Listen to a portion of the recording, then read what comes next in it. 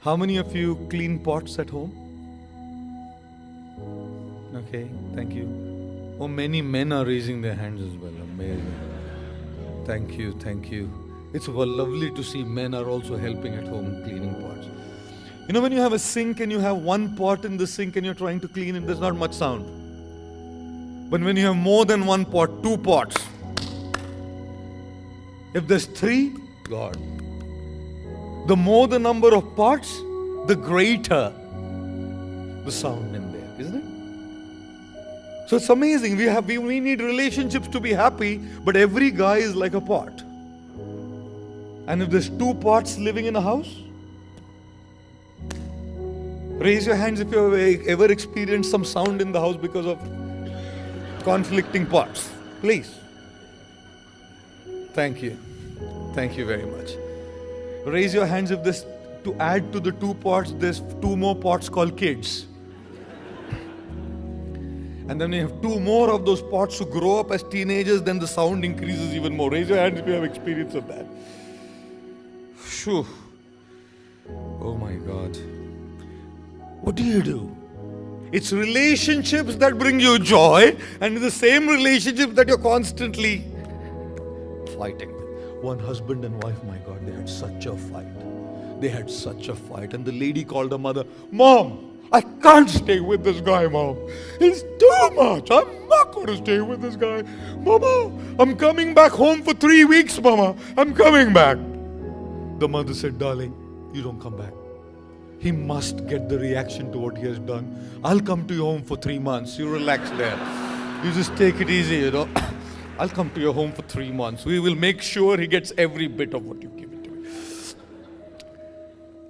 As much as we want our relationships to be deep, we also know the challenge is egos. As much as we want to make them the bondings of love, we know the challenges is massive differences of nature. As much as we want to have those true, genuine exchanges based on affection, the challenges are different opinions. How many of you are married here?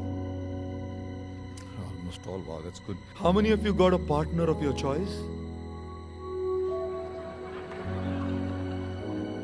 Okay, good. Thank you. How many of you did not get a partner of your choice? You don't have to raise your hands if you don't want to. It's okay. Did not get a partner of your choice. As if it makes a lot of difference. As if it would make a lot of difference that you get a partner of your choice or you don't get a partner of your choice. Eventually, you end up staying with each other and more or less the same things happen. You know, I always say this. I say, no one teaches a volcano how to erupt. No one teaches a tsunami how to sway. No one teaches a hurricane how to attack. And no one teaches a man or a woman how to find a partner in marriage. Natural disasters just happen. Natural disasters just happen. Now, I just have one thing to say. We don't want our relationship to be a disaster. We don't want our relationship to be a disaster. And it's not just a married relationship, any relationship. These principles are true for any relationship. We don't want our marriage to be or our relationship to be a disaster. And if we do not want our relationship to be a disaster, we have to start liking the person to whom we relate to. Happiness is not about getting what you like. Happiness has a lot to do with liking what you get. We are so busy trying to get what we like. We are so busy trying to get what we like that we forget to like what we get. And there's so much to like in people. So much to like in people. They say the person whom you wanted to get married to, whom you loved, you never get. And the person, now you're married to someone and the person whom you really loved and wanted in your life simply remains the password of your email ID.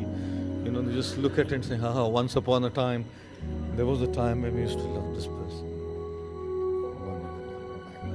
Now I'm stuck with this past. Oh my. Believe me, there is a great need that we start liking the person whom we connect to.